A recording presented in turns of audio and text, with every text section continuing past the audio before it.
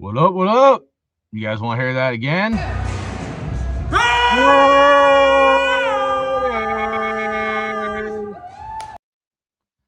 What's going on? What up, everybody?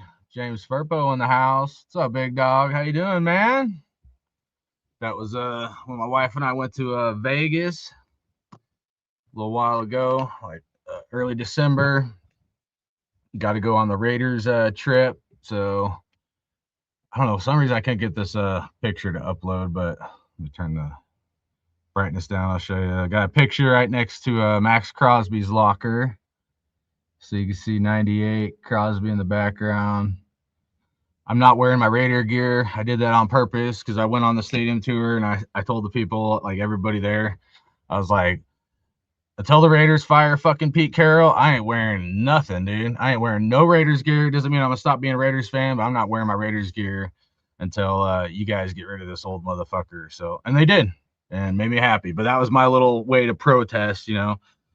Never gonna stop being a Raider fan, but you know what I'm saying, like, you know, I don't have to put the colors on. It kind of, I mean, I did want to make a statement, but I wish that little video where I yelled Raiders, I wish I was wearing Raider gear because it'd look a lot cooler. But that was the Raiders locker room at the stadium. Did the stadium tour. If you guys have never done the stadium tour, you guys gotta. You ever go to Vegas, man? You guys gotta do that, dude. It was only I think $80 or something, $70 to do the stadium tour. It was freaking awesome. One of these days, I'll go through the pictures and I'll show you guys some cool stuff in case you know people are out of state or haven't ever done the stadium tour. Got a lot of things I want to get into, but real quick, let's do one more, man, just for the Raiders, dude.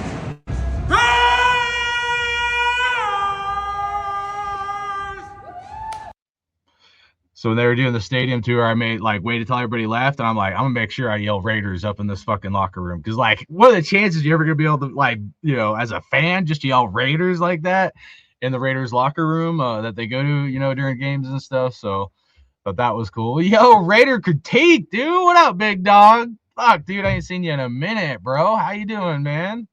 Yo, what up? What up, man? Said I'm actually getting ready to rewatch the press conference because I missed it. Nice, bro. So got a lot of things I want to get into. Let's kind of get this party started. It was pretty good. I'm gonna give my thoughts on it, and I've been trying to be patient, guys. I really have. J Dog, dude, what up, man? Salute, dude. Ain't seen you guys in a minute. I've been wanting to go live. I'll be honest. I've been wanting to go live, and I got like 4 or 5 topics I want to talk about besides the Kubiak. I'll make that the hot one. A couple other things I want to talk about as far as like, you know, Klint Kubiak, Fernando Mendoza, and then and quarterbacks. I want to talk about scheme, and then of course, you know, Max Crosby. Got to talk a little bit about Max Crosby.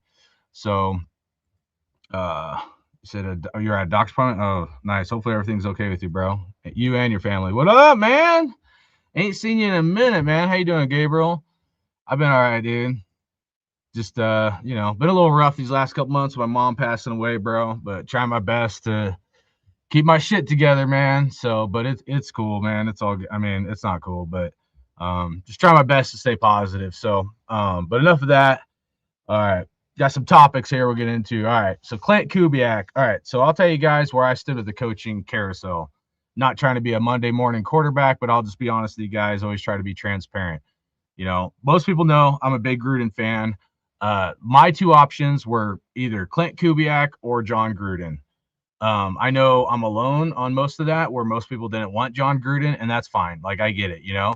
But for me, if it wasn't going to be Gruden or Kubiak, all the other options I really didn't like, guys. Once Harbaugh was taken and all these other, you know, some of these bigger guys, and then Mike Tomlin wanted to probably sit out this year, I was just like, you know, like maybe Jesse Mentor, but even, I don't know, even some of those other options, I just don't think they had enough experience.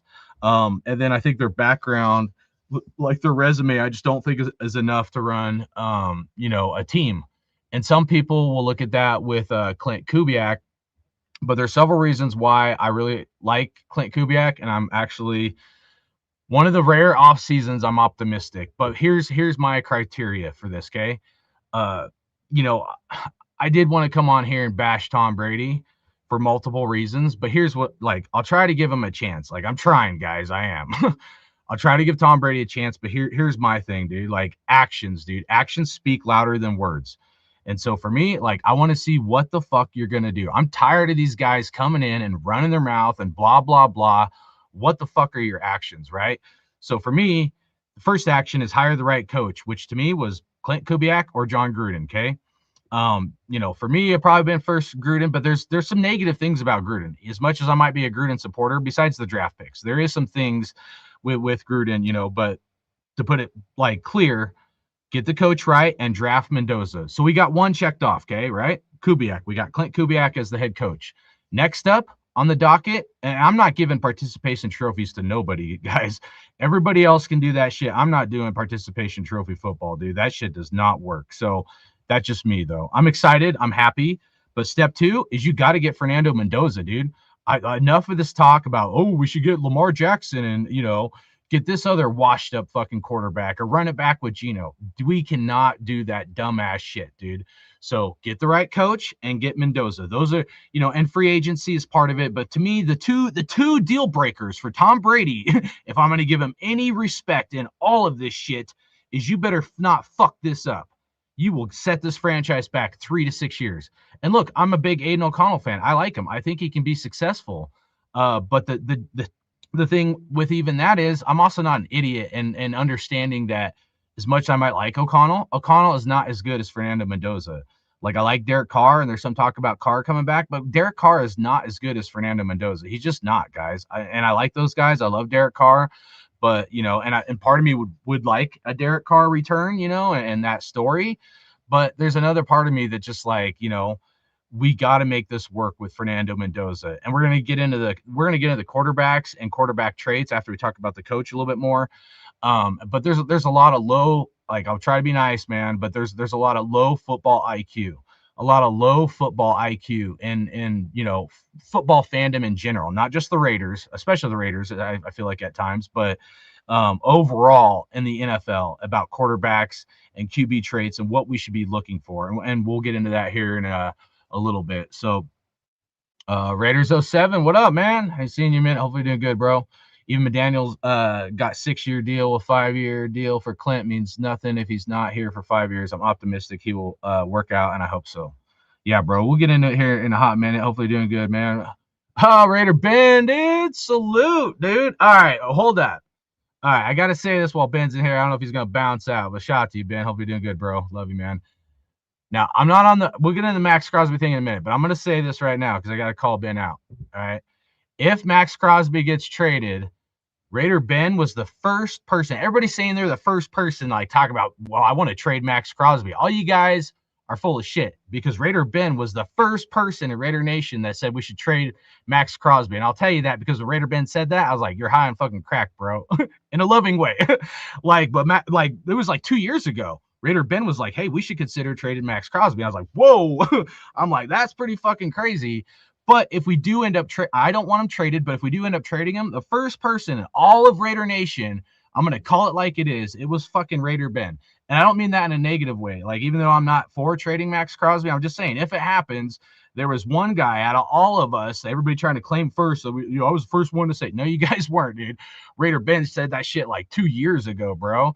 And I thought it was crazy. And it could happen, dude, and this isn't like I want to be right or whatever. I'm just calling it like it is. Like Raider Ben called that shit out. And so if anybody gets credit of that shit, if it happens, it's Raider Ben, dude, And I'm not trying to kiss your ass, bro. I'm just calling it like it is, man. He's seen some shit. And I was like, okay, but I'm always willing to listen to people. I try my best. Even if I disagree with some people, I'm more hardcore about some shit, but there's other shit where I'm like, so respect Raider Ben, man. He called that shit, man. So everybody else, you're coattail riders, man. You ride Raider Ben's coattails, bro. So I'm just calling it like it is. But anybody here, real quick, there is some things I want to talk about. But if anybody does want to pull up in here, you guys don't have to, of course. But let me put this link in the chat. Where the fuck is it at? Is it that? If you guys want to join, I'll put the link in the chat. And ain't nobody got to be like my coattail rider, man. You fucking, you guys say your own piece. There's the link in the chat. Let me know if it popped up or not. Raider Ben said, I love Max. Just I know we may have many holes to address. Yeah, man. And you know what? Like that take isn't exactly wrong, dude. It really like it's not, dude. Like I want to be pretty hardcore about it. I do, but like there is validity to like that thinking. So, dude, you know what I mean? But definitely give you a lot of respect for seeing this thing before like anybody else, bro. I was the first one to say trade Carr when we got McDaniels for a first round pick. Nice. Shot to J Dog. Hope you're doing good, bro. He said Carr had his highest value at that point. Sham. Not real. Not really. Some of us need more proof. Gabriel, shout out to you, bro. Said, I'm a Raiders fan, not Players fan. I love Max Crosby, but at this point, trade him. Get best value, which is real hot right now before it gets cold. Raiders 07 said, I would like to see us get Schwartz as DC. I agree on that 100%, man. Schwartz would be fucking awesome, dude. I'd like to see him and Max here, but who helped get Miles, Defensive Player of the Year multiple times, keep Max, and make him happy. Want to retire a Raider. And there's a lot of questions that I'm going to be asking on that. I agree. I would love for Max to retire a Raider. We don't want to call out the picture until it's halfway drawn. You see what I'm saying? Yeah. I mean, yeah. And this is why I haven't like gone live or something, man. So, you know, Ray Brand said, thanks, hardcore. No problem, bro. I'll be honest, my memory's not always good, but I remember that shit. Because when Raider Ben said, we should trade Max Crosby, I wasn't like hating on you, bro. I was just like, damn, dude. I'm like, that's a fuck. I do got a hot take for you guys coming up here. I'll save it though. I got a fucking hot take for you guys. Nobody said this shit, man.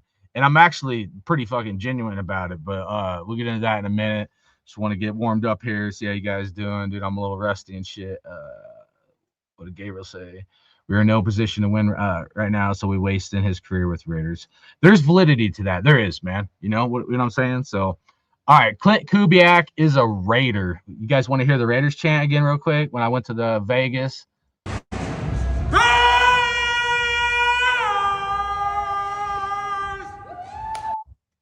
Sorry, dude. I just love that shit, dude. Get a fucking yell Raiders in the Raiders locker room is fucking awesome, dude. Like the funny thing is, we're doing the tour, and I had to wait till they all left. I'm like, cause I don't want a bunch of people in the background and shit, you know. I want this in like my little like video file I can like save or use down the road. And the guy giving the tour was almost like, "Come on, we gotta hurry up," you know. And like there's this lady, I forget her name, and this other guy, and they were cool about it. And actually, I had to record it twice. The first time, my wife forgot to hit record, so I had to do it a second time. But like they were fucking awesome, man. They let me do that shit. But the guy giving the tour was like, we gotta hustle up and go kind of thing. So, but yeah, that shit was badass, man. If you could ever do the tour, dude, see if you can fucking do that shit. Like wait till they all leave and just fucking yell Raiders, dude. Because like I don't know, it's just one of like stupid highlights of like my life being able to go there. I haven't even gone to a game yet, bro. I wanted to. It's a long story, and how I got. I'll have to make a separate video on that. How like I won tickets to go to Vegas and shit, and then I brought my wife. Originally, she wasn't even gonna come, dude, because I won shit to go to a poker thing. But all right, enough blabbing. All right, Kubiak. Let's go over his history here real quick. Some of you guys already know this, but I'm just gonna go over it here real quick. And they're missing a couple things in here, but it's all right. So go over it real quick. All right, so right here it starts in 2013, but it really doesn't, dude. He was part of the Broncos, and this is something you guys need to remember. His upbringing was under the Mike Shanahan, Mike Shanahan and his dad Gary Kubiak in the Broncos that 98-99 season. Like he was there. I don't remember if he was a kid back then but he definitely was like at least somewhat there on the sidelines and watching football, going all the way back to when the Broncos had like one of the best offenses ever, that 98-99 season, which I hate the Broncos and shit. But keep that in mind, dude, because like if you look at what he might want to build, if you go back to that Broncos 98-99 season where they won back-to-back Super Bowls with John Elway, that John Elway, Mike Shanahan was Shannon Sharp was the tight end. You could compare Shannon Sharp maybe to Brock Bowers. Obviously, Shannon Sharp a lot bigger of a tight end. And then the Terrell Davis, the running back. Now he was bigger, more of a bigger back than Ashton Genty. But you look at the run game that they had. They had Ed McCaffrey, who's a really good freaking white boy wide receiver. Maybe Jack Bech could be our Ed McCaffrey. So like as I go through this, I'd actually consider more of 98, 99 Broncos of what he might try to build as opposed to some of this other stuff. That's just my kind of tinfoil hat theory and some of the similarities. I think who was Rod or I forget the other wide receiver. But I think that's the kind of vision he's going to try to build for our Raiders is that 98, 99 Broncos. All right. 2013 Minnesota Vikings, 2014 Vikings went from a quality control coach to wide receivers and quality control. 2016, 17, 18, he's a quarterbacks coach and offensive assistant with the Broncos. I believe that 2016, I think that was right after Peyton Manning left. But, his dad, Gary Kubiak was the head coach when Peyton Manning won Super Bowl 50. So even if he wasn't part of that coaching staff for that era, like he was still there, I'm sure seeing kind of how his dad operated, and whatnot. So, and then 2019, 2020, 2021, Minnesota Vikings. I think Vikings had Kirk Cousins back then. So, and then I can't remember what year Justin Jefferson was drafted. It might have been like this 2021 season or something. I can't remember how long JJ's been in the NFL. And then 2022, Broncos, pass game coordinator. 2023, San Francisco 49ers, pass game assist or specialist. And then 2024, offensive coordinator. 2025, Seattle Seahawks. So the one thing I just want to say here real quick is just you can see like he's got like an extensive resume. It's not like he just, was a couple like he does just have like 2 offensive coordinator like official roles for 2 years, but he's been in the game since like, with his dad being Gary Kubiak since he was like a kid and shit. So to me, that's a huge positive because like if he has any questions about coaching, not that you want to go run to your daddy, I don't mean it like that, but like he can call up his dad, Gary, and be like, hey, I'm dealing with this situation. How did you handle it when you were a coach? Or like any suggestions? So whether you're dealing with drama queens or fucking, how to run an organization, like he's got access in his bag that he can go back to. And to me, that's a huge asset to have for him to have that lineage and somebody that he can rely on that has that experience. And his dad, I think it was like won 4 Super Bowls. I mean, he was a quarterback, like an assistant coach back in that 98, 99, Broncos, and then head coach when, he helped Peyton Manning win a Super Bowl. So his dad has a huge, pedigree in the NFL. Okay. Now, some people will look at like what I get from this press conference is like, people talk, some people don't like him talking about God or him being humble and they see it as a weakness. I don't think being humble is a weakness, right? There's so many guys out there that just fucking talk, and they have no action, dude. What the fuck good are you? You can make it sound good and everything. When your actions are different than your fucking meaningless words, what's the point, dude? You're better off shutting the fuck up and just letting your actions speak for themselves. And he said that a lot. And that was the main thing that stood out in this is he's about action. He's like, we got to show, we got to help develop these guys. He was grateful to, his faith and his spiritual beliefs. And some people will knock that, dude, as a weakness. Dude, it's not a weakness, dude. Like now, yeah, do I kind of like a guy like John Gruden that's going to be up in your face and stuff like that? I do. But the problem, here's some of the problems with if we would have gotten John Gruden, if I'm being real about it. For one, society has just changed. A lot of people are weak. A lot of people can't handle that, like a John Gruden in your face kind of coach. You know what I mean? John Gruden and the other like downside to it is John Gruden and his playbook is so fucking complicated. It's hard for modern QBs to understand a playbook like that. And people think John Gruden can't be a good coach. He can. The way that John Gruden does things is he makes things extremely complicated, but he does that for a reason. So once the quarterback understands the playbook and John Gruden trusts the quarterback, then he allows the quarterback to almost be like the offensive coordinator at the line of scrimmage. Look at Derek Carr. It wasn't until year 3 that Derek Carr started like clicking on all cylinders with John Gruden. That's because his playbook is so fucking complicated. John Gruden wants to hand the reins over to a quarterback and let the quarterback be like almost the offensive coordinator, but there's a lot of things and a lot of expectations John Gruden has. So the point is if you get John Gruden and you draft this is why John Gruden and young quarterbacks don't usually work out. If we would have gone with John Gruden and you draft a young quarterback, the chances that that quarterback's going to get the playbook, it's going to take a couple years, where hopefully Kubiak can, help a guy develop faster. The other part about it is like being young. Like Kubiak's a younger coach, just naturally with age gaps, when you're 60 something years old, it's going to be hard. It's harder to get people to buy into your system and what you're thinking and how you think. Like a 40 something year old like myself, I can relate to a 20 something year old easier than a 62 year old can relate to a 20 something year old, right?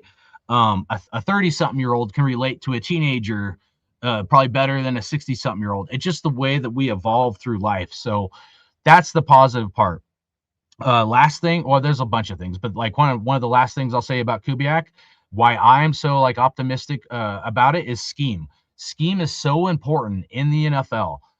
Like, yes, being a head coach is about like how you operate and overseeing everything and getting your coaches on the same page. And there's a lot more to coaching than just offensive play calling.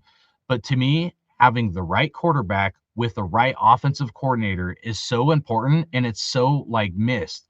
Like people might look at like the Super Bowl and they'll think, oh, Kubiak, and Sam Darnold didn't do that great. And it wasn't like an offensive, super great thing. But the most underrated trait in a quarterback, in my opinion, one of the most underrated trait is how to not lose the fucking game. How to not lose the game. And Sam Darnold, he was efficient and he did good enough to not lose the game. And how many quarterbacks you see Geno Smith throwing in double, triple coverage? There was one throw by Sam Darnold. He did throw in a double coverage. I was like, ooh, you're lucky that wasn't intercepted kind of thing. But to me, you got to have a quarterback with a high IQ, accuracy, and right decision making with the right coach that teaches you the right things so you're not throwing the ball into harm's way. I'm not saying don't take chances. I'm saying you have to take chances at the right times, and you can't be fucking losing games like for yourself, and this is also, believe it or not, real similar to John Gruden. And so they're going to do more of a West Coast zone blocking scheme. However, there is an issue. There's a fault with the zone blocking scheme, and we're going to get into my hot take here right now. Raiders, hope you guys, I've hammered this home for the last 4 years, right? Since McDaniels and Josh Jacobs year 2, when Josh Jacobs, they left him sitting out in his car when he gave him a fucking contract, right? After Josh Jacobs was the leading running back. They switched the offensive line to a zone blocking scheme, and then McDaniels leaves, they switch it to a man blocking scheme. I hope you guys realize that this scenario where we start out the season with a zone blocking scheme and they switch it back to a man blocking scheme has happened every year. Think about that, every year. So McDaniels, zone, and then man. And then Antonio Pierce, after he got the full-time job, and we got that dumbass fucking offensive coordinator, they switched it to a zone blocking scheme and then switch it back to a man blocking scheme. And then Pete Carroll comes on board. What do? We start with a zone blocking scheme and then they switch it back to a man blocking scheme as the year went on. Like, you can't make this up, like how crazy that is. So like, you guys that want to trade Max Crosby, if you guys want draft picks that bad, here's my hot take. Let's pull it up here. Give me a second. Where's it at? This injury history. Share this tab.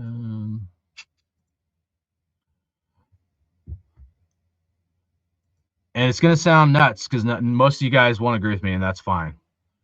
I would seriously consider trading Kolton Miller. Not just because of his injury history. This is an injury history right here. 2025 ankle, 2024 shoulder, 2023 shoulder, 2022 shoulder, 2020 ankle.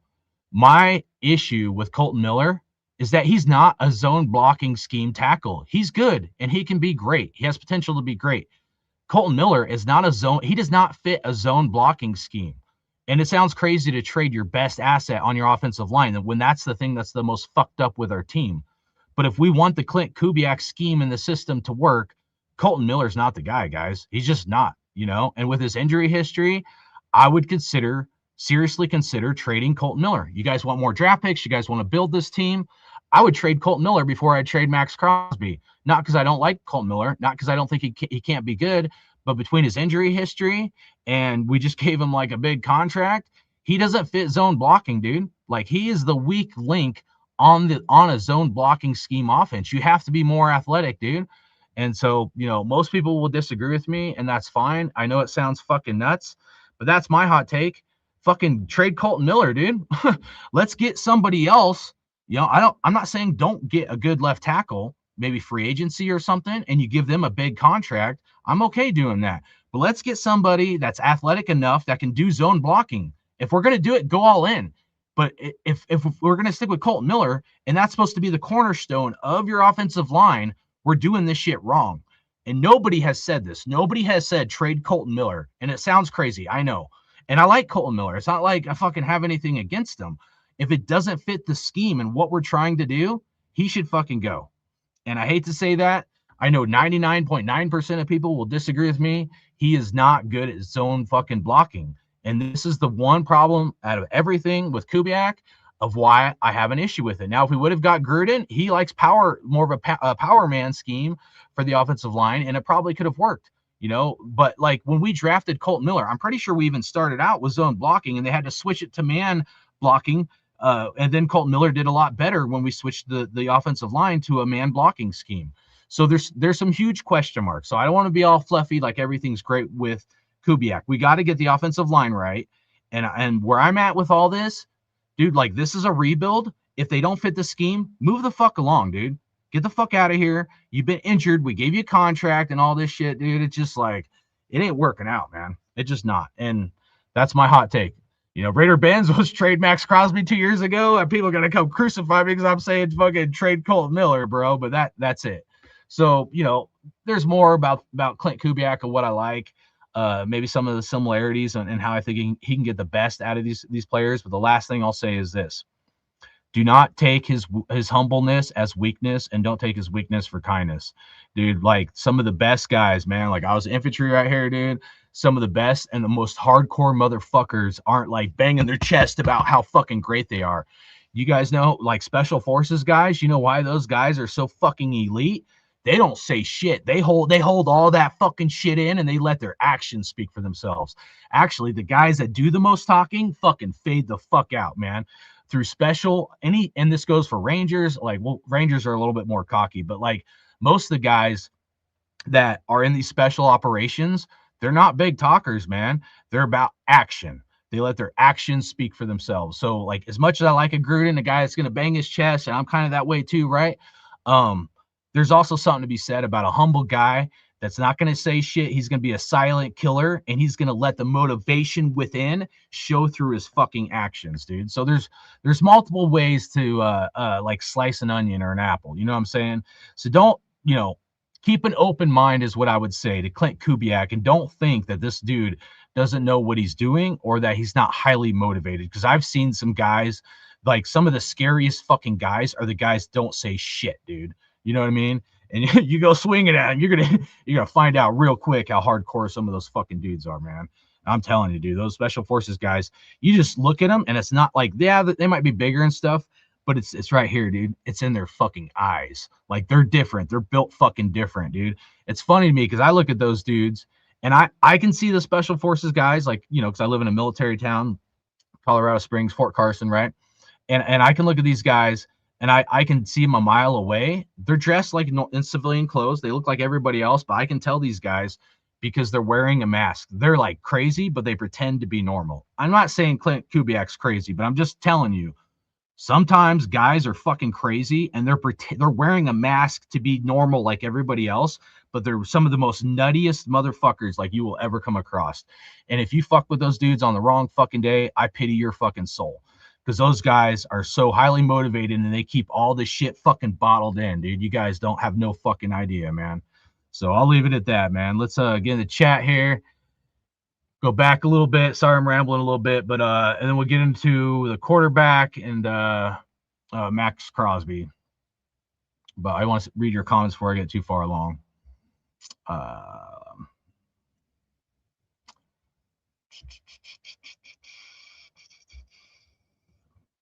Critique said, so that's how we,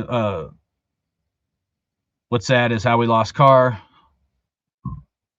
We didn't get nothing for him, and that was because they sat it on their hands. Bring back Khalil Mack to pair with Max. I would actually love that, dude, believe it or not. I thought about that, and that was one of the things I've been thinking about.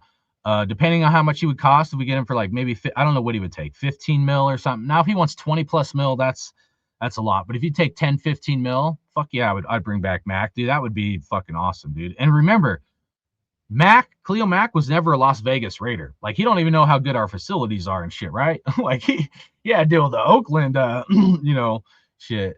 Trade for Hendon Hooker, nice, bro. Actually, that I know you're cracking jokes at me, and that's funny. Why not, as a third quarterback, right? Why not sign Hendon Hooker? A lot of times you need a guy that's like a different skill set to run like the scout defense and stuff. Why not sign Hendon Hooker to a contract as a third string quarterback? And that was something I thought about. I was going to bring it up this show, but why not? I'm not saying as a starter, bring him as a third string quarterback. And, because this is the last year of Aiden O'Connell on his rookie contract. What if Hendon Hooker does end up like having potential and you can have him as a backup? So I would at least kick the tires on. You ain't got to trade nothing for him. Pretty sure he's a free agent right now. Yeah, we pull him straight off free agency. Yeah, facts, bro.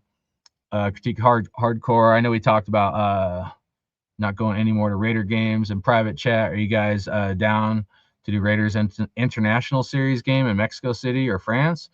I mean, if I had money, bro, I ain't got fucking everything's so expensive, bro. I mean, yeah, if I had money, I'd love to, but I also have a wife and like 4 kids, so I don't ride solo. Like, if I go somewhere, we're bringing the whole family and my kids and stuff. So like whatever the cost, like plane ticket or football ticket, whatever that costs plus food, it's times 4. So, those are like, $5,000 to $10,000 fucking, trip, dude. So I wish I need to win the lottery, bro. But I invite you to international game for the Raiders playing in Mexico or Paris. It'd be awesome, dude. I would love to go. Anytime we play in Houston, I'm there. I do want to go to Raiders game here soon for sure, but it'll probably have to be just like the Vegas stadium, and we'll see if we get Mendoza. We got to get Mendoza though. That's where I'm at with it. Either this year or the next year. I might wait till the next year. Ain't nothing like partying with Houston fans here. Nice, man. D-Menace, what up, big dog? Hope you're doing good, bro. Thanks for popping in here. Make sure you guys hit the like, subscribe. Kubiak, exposed McDaniels for Super Bowl was priceless. We got our revenge McDaniels. Got nowhere, even Patriots. Oh, real quick, because that reminded me of something I was going to ask you guys.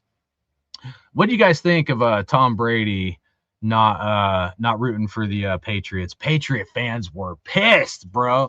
Patriot fans, like, because if you guys didn't hear, Tom Brady got interviewed and he got asked about, like, the Seahawks and the Patriots and who he's going for, and Tom Brady said he don't have a dog in the fight. But like, you think about it, dude, like, first, there's several things wrong with this whole thing. Like, you gonna root against the quarterback that's coming to your Raiders, or that you're trying to be the head coach of the Raiders, right? So that's problem number one. You can't root for the Patriots and then be like, oh, I want you, Klint Kubiak, to be the Raiders head coach. So there's conflict of interest there. Number two, he's like, doing the Fox shit as like a broadcaster and whatnot. Like, he can't go like start doing like, oh, I want them to win or whatever, dude. Like, like NFL fandom, And then 3, like, here's the thing, guys. Like, I'll pull it up right here. If you guys haven't seen this, I did pull this one up for you guys. If you guys haven't seen this Rise of 49ers, We Built This City, there's one episode free on YouTube. Go watch this Rise of the 49ers right here with Ronnie Lott. It goes to the history because Tom Brady is narrating it. And the funny thing is, guys, Tom Brady is more of a Patriot than he is a Raider. It's just the facts, man. Tom Brady is more of a Tampa Bay Buccaneer than he is a Raider. And Tom Brady and his loyalty is to the gang Niner, fan base, and him being a fan of the Niners. And he's more of a 49er than he is a Raider. And it's funny to me how many people drool over Tom Brady and all this great shit, or like riding his fucking, like, dude, you guys get like table scraps. You guys get like crumbs from Tom Brady, and you guys all over his nuts, man. Go watch this. Hear what Tom Brady has to say about the 49ers. He talks about talks about his 49er fandom, bro. And I know all you Raider fans up there in the Bay, you guys love the 49ers, man, right? You guys love 49ers. You love Tom Brady, who loves the 49ers, dude. So the funny thing is, everybody that has knighted Tom Brady in this, like, Tom Brady effect, this is why I'm about action, dude. Like, he's not a fucking Raider, guys. I know you guys want him to be. He's not a Raider fan. He's not a Raider. He's not in the building full time. He can earn some of my respect by your fucking actions, dude. He's got 1 foot in, 1 foot out. You guys getting table scraps. You guys drooling over Tom Brady, and you guys think it's funny, man. I think it's funny, actually, dude. But Tom Brady, you go watch that, you'll see his loyalty, bro. And don't believe me, go fucking watch it. You hear him talk. He's narrating that thing with the 49ers. He talks about we and us and fucking just blows my mind. And I'm just going to call it like it is, man. He wants to be a Raider. He's got to earn this shit. Wearing a fucking Raider sweatshirt on the sideline don't mean shit, bro. This is why I say get the quarterback, draft Mendoza. Let's see what they do. I'm all about that action, boss. You know what I mean? Anything less, because remember, Mark Davis put Brady in fucking charge. So let's see. Sorry, I went off on a tangent there, but I didn't want to say that about Brady, dude. He's got to show by his action. What up, Enamored? Kubiak isn't afraid to reel his QB back either. Darnold was really threading the needle in the Super Bowl early on. Klint pulled him back. He went heavy run game. Yeah, dude, it's about adjusting to like the strengths or whatever you got to do to win the game.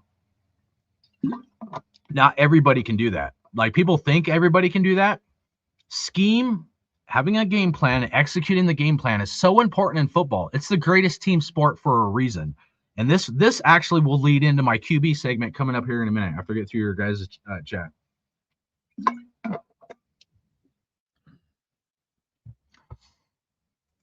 What up, J-Dog? He said, your buddy went to boot camp the other day, Coast Guard. Damn. Well, being in the Coast Guard right now is probably a lot more fun than it used to be. But I'm not a water person, so I never could, dude. Raider Paul, dude, what up, big dog? He said, Raiders. Oh, you want to see the Raiders chant? Dude, let's go, man.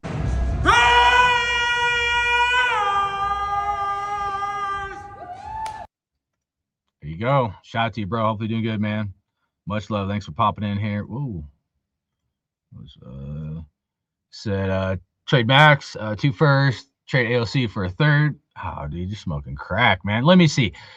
I love you, Paul, but bro, you're gonna say like bring in Kirk Cousins, dude. People saying Kirk Cousins is not gonna go be a backup on a fucking team, bro.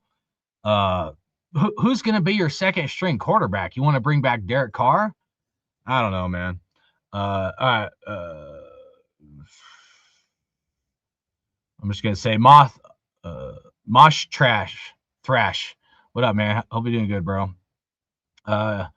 Truly feel like I truly feel he's like I says he owns the team and shit talk or something. I know I'm far back in the chat. Are you talking about Brady? I don't know, man. I just don't think Scott Reynolds, what up? Hope you're doing good, bro.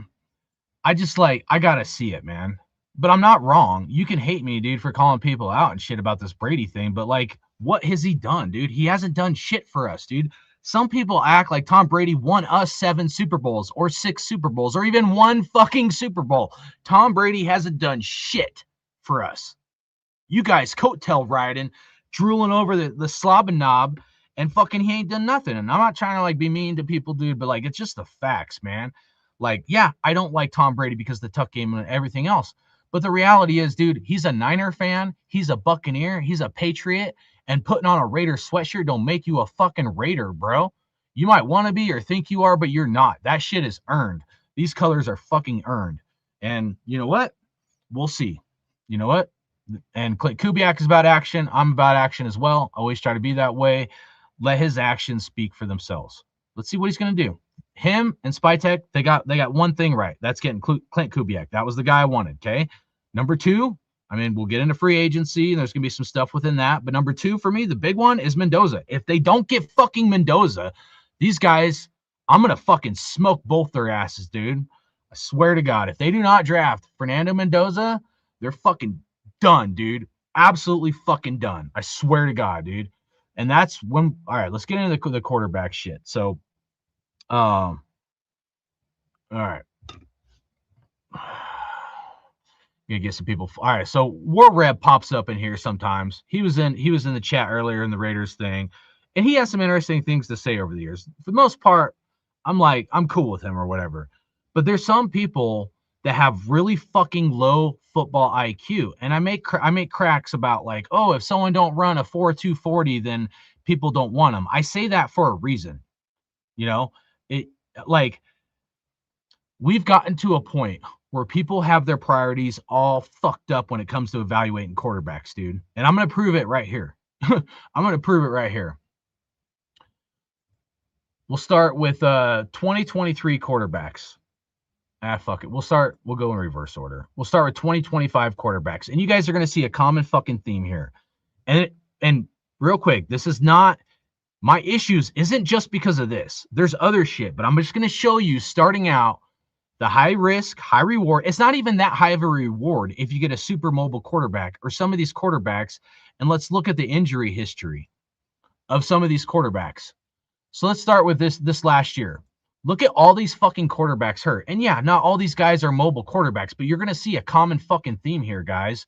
Joe Burrow, Jaden Daniels, Daniel Jones, Patrick Mahomes, Aaron Rodgers, and whatever, Michael Penix Jr., Justin Fields, J.J. McCarthy, Bo Nix. Do you guys see a common fucking theme here? Does any of you fucking Einstein see a common theme here with these quarterbacks and all those injuries? And those aren't like, we're not talking about Aiden O'Connell's or like guys that aren't very good. You know what I mean? We're talking about like super athletes and guys that are supposed to be the face of their franchise. And some of those guys having big money. And you know who they didn't even list in here? Where's Lamar Jackson? Lamar Jackson was battling with injuries this year. I don't know why, like, he wasn't put on that list, you know? But even Lamar Jackson been battling with injuries. So the problem is when you have your quarterbacks running all over the fucking place, it's a high risk in the NFL that they're going to get hurt. And this is the part that's missed in all this new, we need a flashy quarterback that's doing all these great things and stuff, dude. And look at Sam Darnold. How flashy was he? Did he need to be super flashy to win a fucking championship? No. And I'm not saying like don't look at guys that are more mobile. I'm not saying to look for a Sam Darnold. I'm just putting out the facts that if you get that kind of quarterback, there's a big risk that comes with it, guys. There just is. And yeah, they've catered the NFL so the chances of these quarterbacks getting hurt is a lot lower than it was like back in the day. Like the guys like Steve Young, when he would play, he got fucking murdered a lot of times, dude. You know, so when you look at and you evaluate the quarterback position, and it's not just last year. Let's look at 2024, guys. It's not as bad as the year prior. Okay. Joe Burrow. Now, Joe Burrow's not that much of a mobile one. Oh, hold on. Click the wrong one. Let me make sure it's pulled up right. Okay. All right. Tua Tagovailoa. We all know about him and his concussions, and I think they missed some here on too, because I'm pretty sure Lamar Jackson was hurt last year too. Trevor Lawrence, he got his fucking head taken off. Jaden Daniels, J.J. McCarthy, Justin Fields, and then Brock Purdy. Oh, and on the 2025 list, they didn't even put on the 2025 list, where's Brock Purdy? Brock Purdy should be on that list. Brock Purdy was hurt this last year too. All right, let's go back to 2024 though. So you had Brock Purdy, Justin Fields, J.J. McCarthy, Jaden Daniels, Trevor Lawrence, and Tua Tagovailoa. You have a common theme here. All these guys run the ball a lot. These are all more mobile style quarterbacks, all of them. And look at all that injury history, dude. All right. This one, not as severe.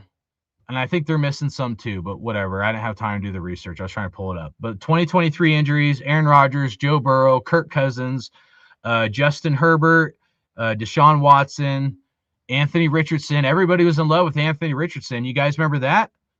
Daniel Jones, okay? Got that big contract from the Giants, tore his ACL. He was running all over the place. And you know the problem with Anthony Richardson and all these guys like Warreb and stuff? You know, what's the real problem with Anthony Richardson?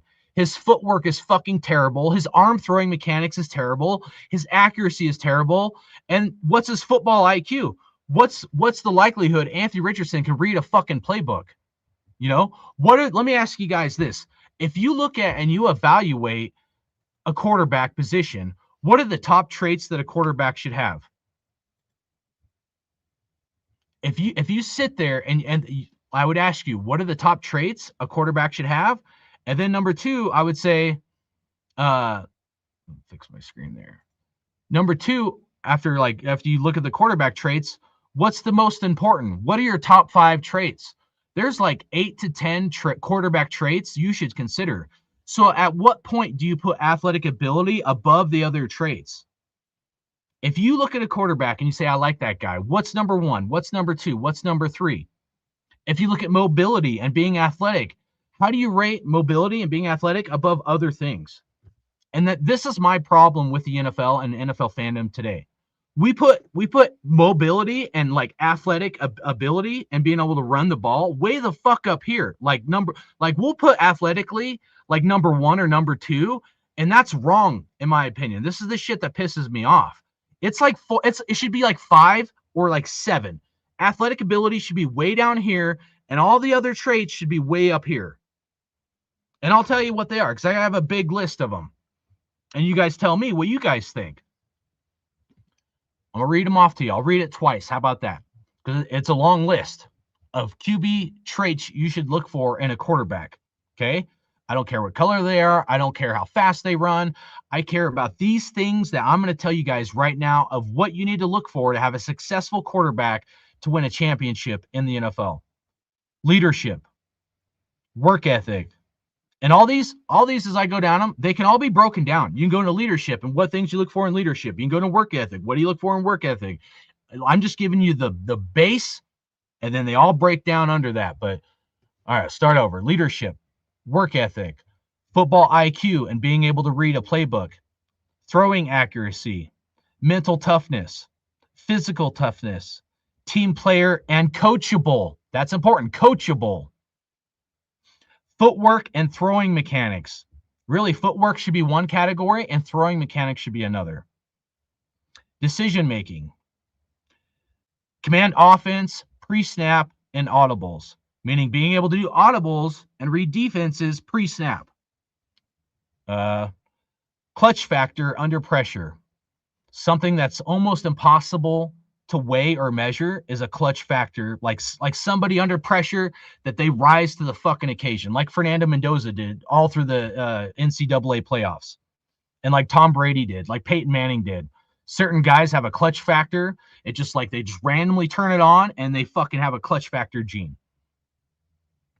Athletic ability, and like for me, like everything I just mentioned is above athletic ability, in my opinion. Now, you might argue with me, maybe you should put athletic ability 4 or 5, maybe somewhere in there. And there might be a valid argument to that.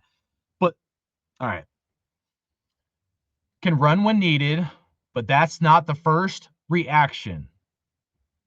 Unless that's the play called. I'll repeat that one. Can run when needed, which is part of athletic ability, but that's not the first reaction unless that's the play called. Humble but confident. Okay? I like that one. Some people might argue with me.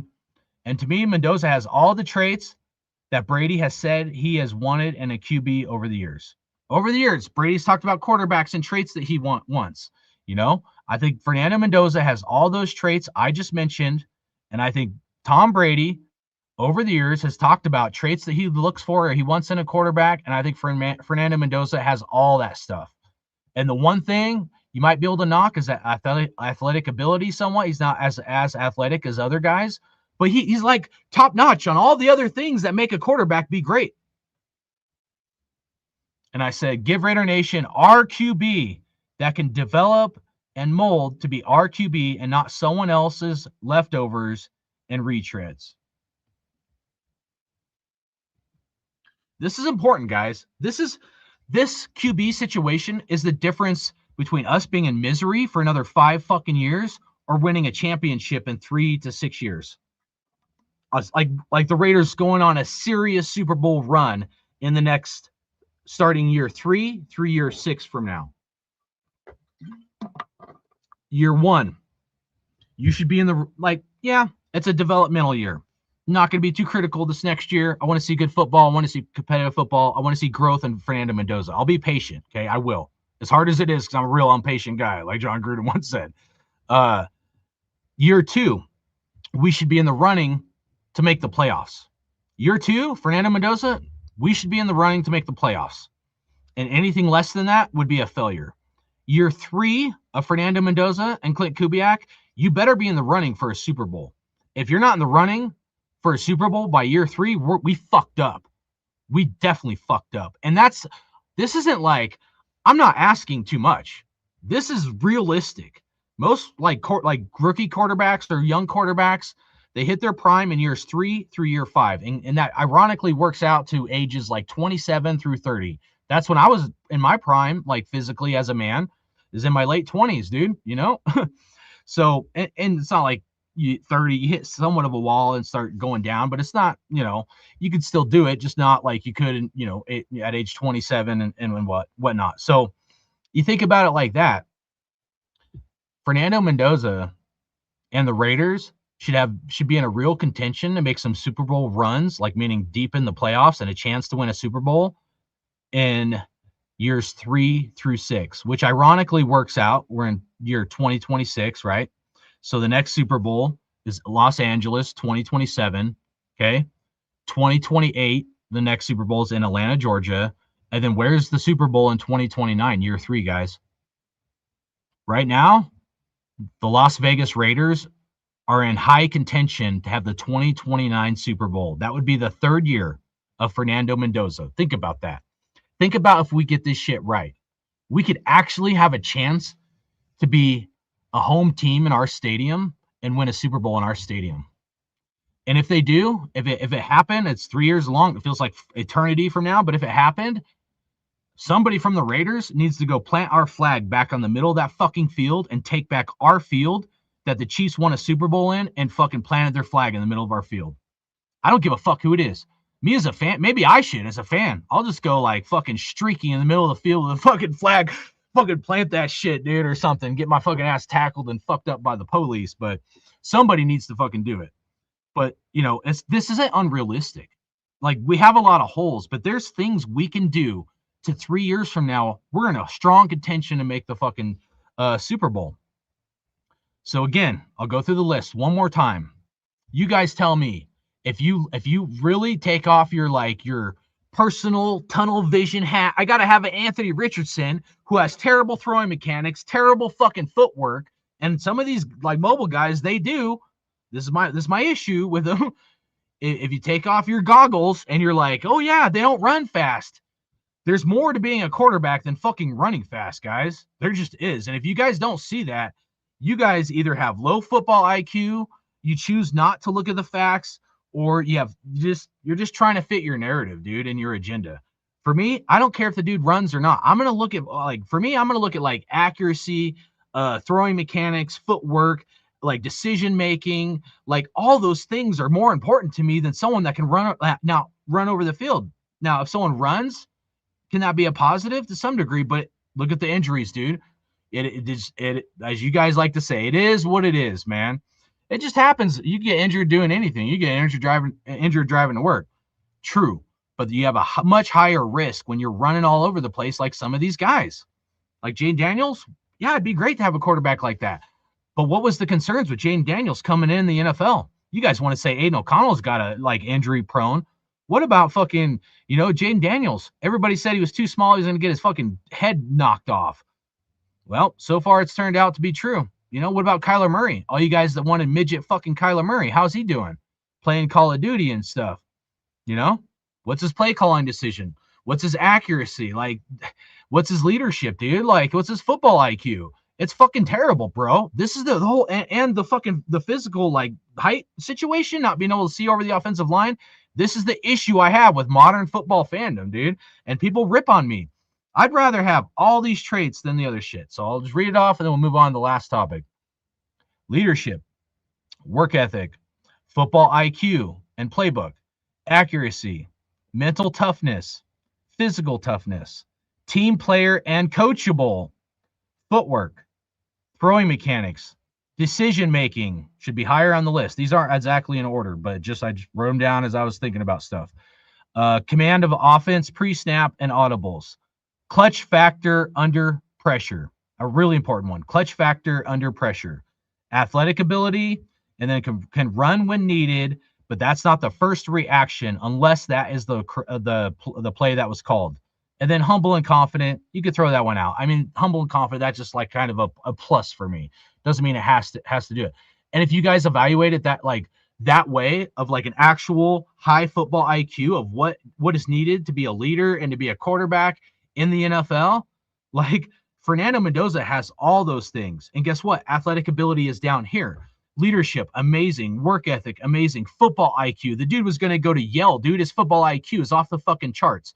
Physical toughness, gets his fucking head fucking chopped in. He's fucking bleeding and shit in the championship game, and he's fucking tough as hell, dude. Team player and coachable. He's always about the team, dude, not about himself, right? He's not a Geno fucking Smith. Oh, blame it on me, you know? Footwork and throwing mechanics, amazing footwork and throwing mechanics. Watch his feet, watch his arm throwing mechanics. It's amazing. Decision making, great decision making. Not fucking making dumb decisions, fucking losing your team. Commands the offense pre-snaps and does audibles. An amazing. Like, he's great at doing audibles pre-fucking snap and reading the fucking defenses. Clutch factor. I think he has a clutch factor ability as well. He turns it on when needed, and he has that clutch factor fucking trait. And then athletic ability. Yeah, he's not as athletic, but he's athletic enough. That's the key thing. He's great at all these other things, not as good as athletic ability, but guess what? He's great. He's good enough athletically. He can run when needed. He doesn't have to be running all over the place, man. So for these reasons, this is why I want Fernando Mendoza. And this is what everybody, like, you can disagree with me, and that's fine, dude. But if you have an Anthony Richardson that's fast and he can't throw the ball and he's inaccurate and he has low football IQ, what the fuck are we doing here, man? Some of these guys are like, oh, get Jalen Milroe and get this Chambers dude or whatever, dude. Are those guys flashy and do they have like some abilities? Yeah. And this was my problem with Shedeur Sanders as well. Does Shedeur Sanders have some of these things? Yes, but and his athletic ability might be up here, but the areas he's weak in is fucking it's too big of a list. Some of these guys, like, the list is too long on the areas that they are not good at, dude. They rely too much on their athletic ability and not enough on the other like things. And the problem becomes is once you hit about 30, your body, like Lamar Jackson, like his body is taking a beating. He's gonna start going downhill, dude, at some point. And he's gonna lose that athletic ability trait that made him so great. Look at Russell Wilson. This is why Russell Wilson is not the guy that he once was. Because he was mobile and he could go run all over the place and shit. And then do these fucking, off tempo, throws. And that's great at the beginning of your career. But eventually it catches up with you guys. And this is something that the NFL has catered to quarterbacks and these big contracts, and they've catered to these more mobile style quarterbacks. And I get it, dude. 98% of people will disagree with me. But if you break down the traits that you should have as a quarterback, you would understand, if you get past your tunnel vision, that I'm also not wrong. I'm not wrong, guys. So for me, if I don't give a fuck who they are, dude. If I see a guy and he has like at least 70% of the traits that I look for in a quarterback, I want that guy on my fucking team. I don't care, dude. I want that guy on my team. And Fernando Mendoza has like 90% of what I'm saying, dude, if not like 95%. And I'm not just saying this because we have the number one pick. These are the things when I evaluate quarterbacks and I say like, oh, Kyler Murray's going to be trash, or, oh, I don't want midget fucking Bryce Young either. Like, these are the things I look for and I'm concentrating on. And if they don't hit like 75+% on my list of QB traits, I'm going to have an issue with me wanting that quarterback to lead my organization. I just am, dude. If they're not coachable, if they're not a good enough team player, if they're not have the right leadership, those are so important, dude.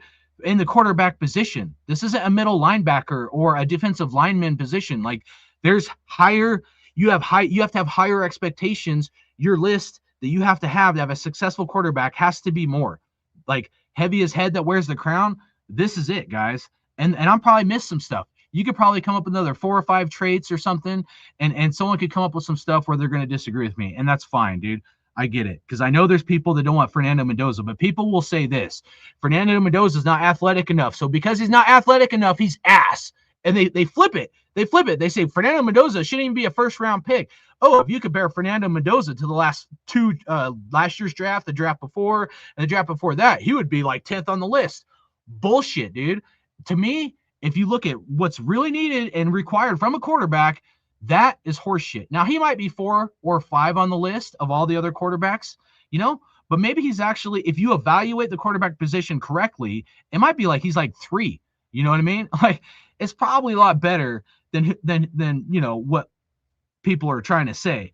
And there's this bullshit narrative put out there by people. Who was it? The fucking running back that was on the Bills, Shady McCoy or whatever. That dude was running his mouth about Mendoza and all these, like, some of these guys been hating on Mendoza, and it does piss me off. Not just because it's the Raiders that are going to draft Mendoza, hopefully, if Brady don't fuck this up. It's because what I'm calling low football IQ. What about all the things needed to fucking run an offense and to be able to be a good quarterback in the NFL and for a long time? People miss these things. And to me, like, I just want to do away with the bullshit, and let's just look at it fucking with a proper mindset of what it takes to lead a franchise, an organization, and to be a good quarterback. And there's so much more to it than just being able to run all over the place and then throw the ball off fucking tempo, dude. It's just, this is why Brady has said about, like, the NFL and college of how they've dumbed down the playbook. They've had to dumb down the playbook because why? These quarterbacks don't have a high football IQ. They're not smart. Some of these guys are really fucking dumb, and they just don't have the brain capacity to read a fucking playbook or memorize it, and they're constantly making mistakes, but their athletic abilities make up for it because they're fucking dumb. I hate to say it, but it's just being fucking real with you guys. So before anybody comes at me or somebody else, or like whether you don't want Fernando Mendoza or you hear haters out there, and I said this last video, I said, buckle up, Buttercup. I said, buckle up, Buttercup, because the hate is coming towards Raider Nation and Fernando Mendoza. They'll go after his character. It's funny, dude, if they have nothing to attack, they go after his fucking religious beliefs, dude. Like, go fuck yourself. How about that, dude? You know what I mean? Like, find something fucking better to have a leg to stand on, bro. So, all right, let's go back up in the chat. I'll read what you guys got to say, and I'll close it out with maybe Max Crosby or something, man. Rebel Raider, what up, big dog? Hope you're doing good, bro. Like I said, we got our guy. And then he said, trade Max for first and second pickings. Scott Reynolds, what's going on? Hope you're doing good, man.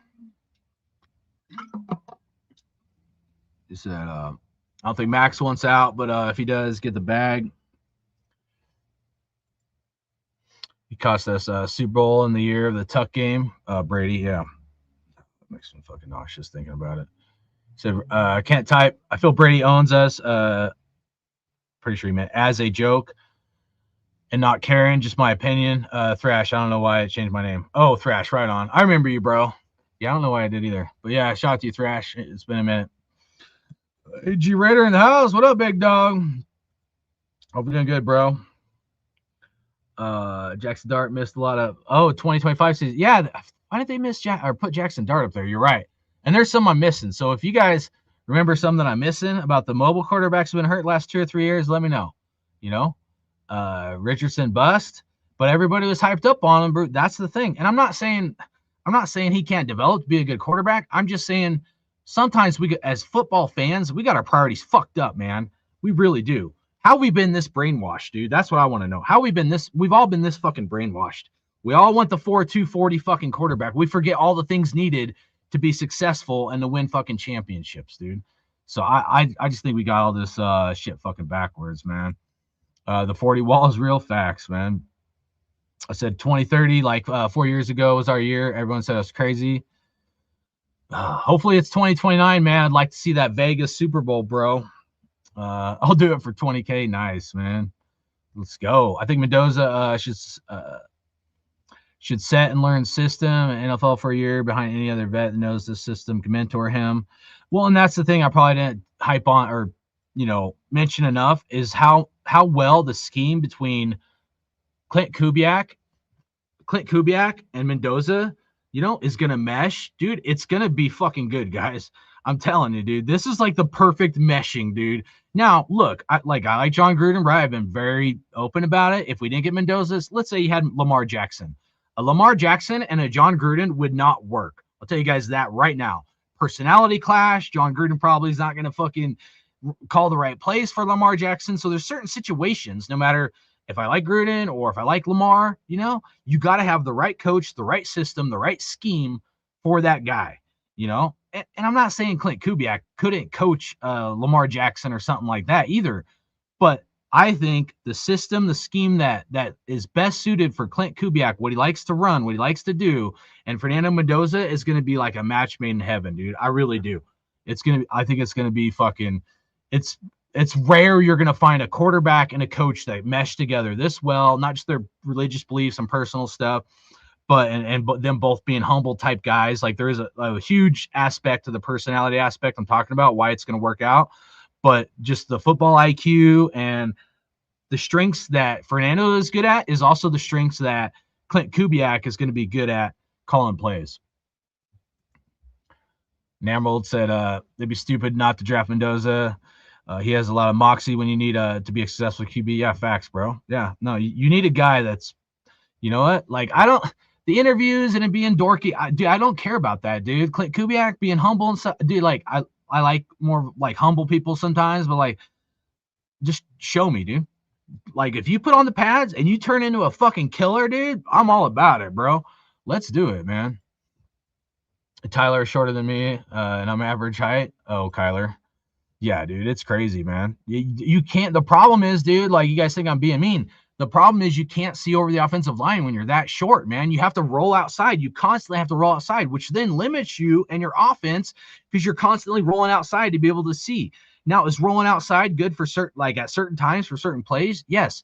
But people forget if you're like this tall and you can't see over the offensive line is like this tall, it's a disadvantage, dude. It's just the reality, man.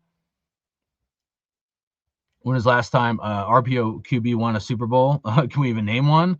Fuck, I don't know. I mean, speaking of RPO, so here's the thing, all right? I'm glad you said that. Thank you for saying that. Everybody says Fernando Mendoza is successful because of like RPO like scheme or whatever in college. Do you guys know how much that they actually ran the RPO system?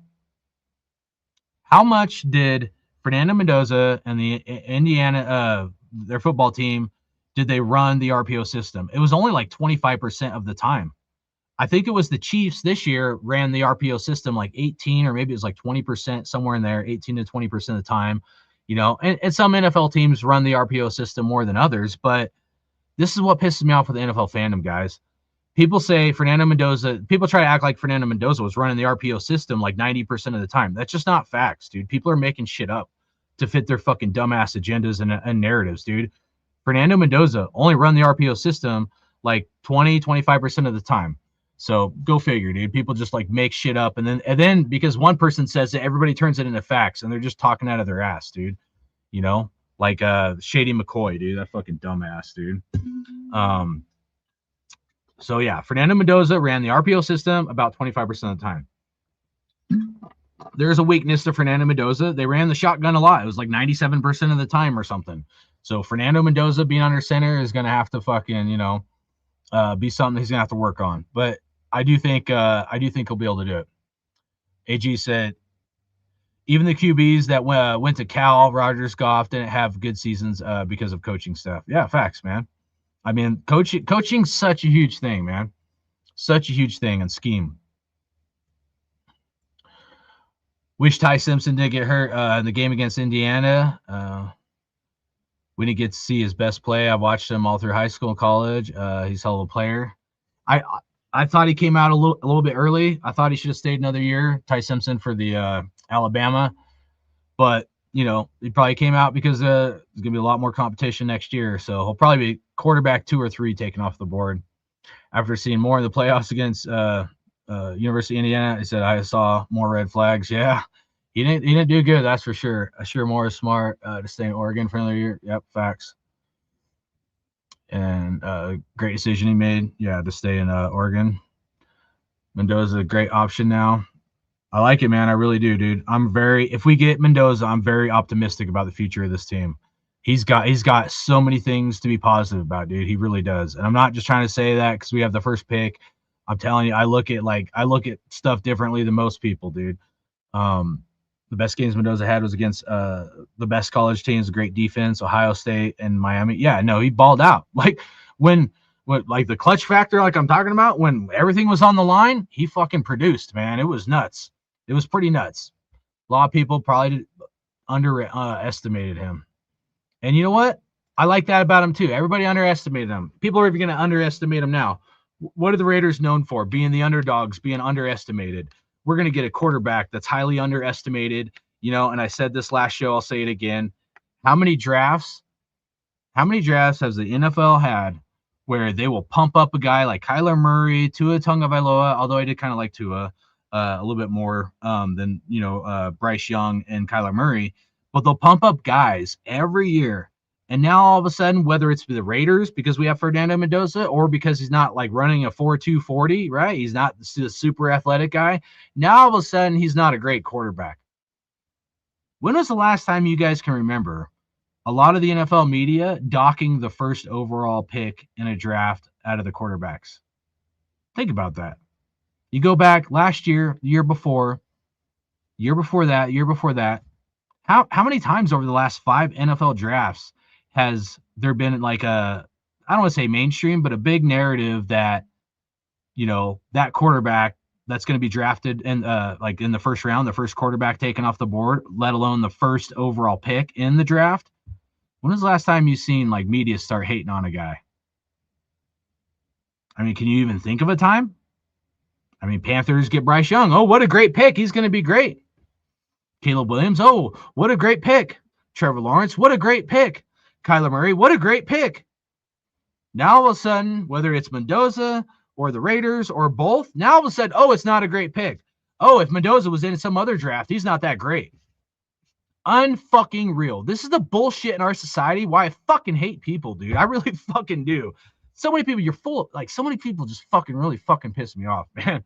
And I'm trying to be cool about this shit or whatever, but like, people are full of shit and they talk out of both sides of their mouth and they can't like analytically look at shit with like their head is so far up their ass, they can't fucking see things straight. And like, I'm not saying like people always got to agree with me or whatever. I'm saying there's like your truth, their truth, and the real truth is somewhere in the middle.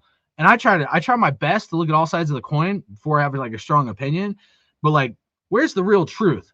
And the real truth is this is like the only draft where people are going to say, oh, Fernando Mendoza in another draft would be a second round pick, or oh, Fernando Mendoza wouldn't be the first overall pick, or is not a first round quarterback.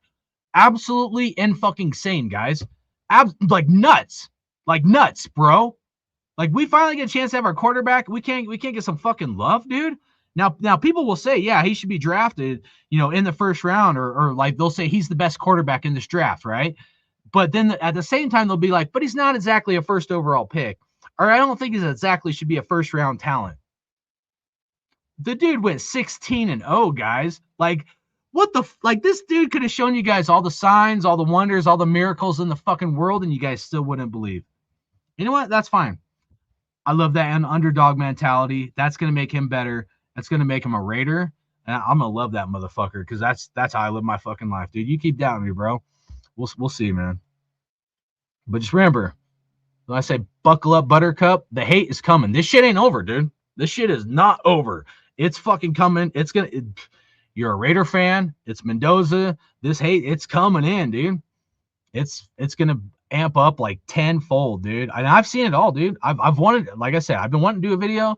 I saw fucking Stephen A. Smith running his mouth about how terrible the Raiders are and fucking all this shit, dude. I'm like ready to punch a fucking wall. Just buckle up, bro, because this shit's coming. But just remember what I said about the leadership or the traits and stuff of a quarterback.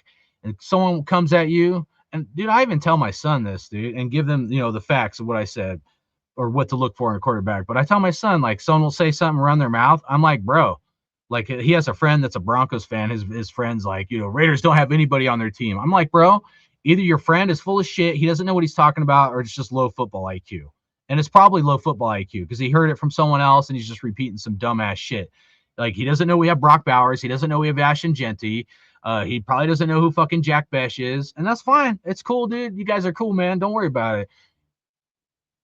It's not going to take long. Not going to say this year, but by year 2, they're going to know real fucking quick who we got on our fucking team. I'll tell you guys that right now. Don't worry. Our time's coming, guys. Our time's fucking coming. And I'm usually very pessimistic in the offseason. So you guys know. I'm usually not positive. If we get Mendoza, that's the key factor. We got to get Mendoza, guys. All right.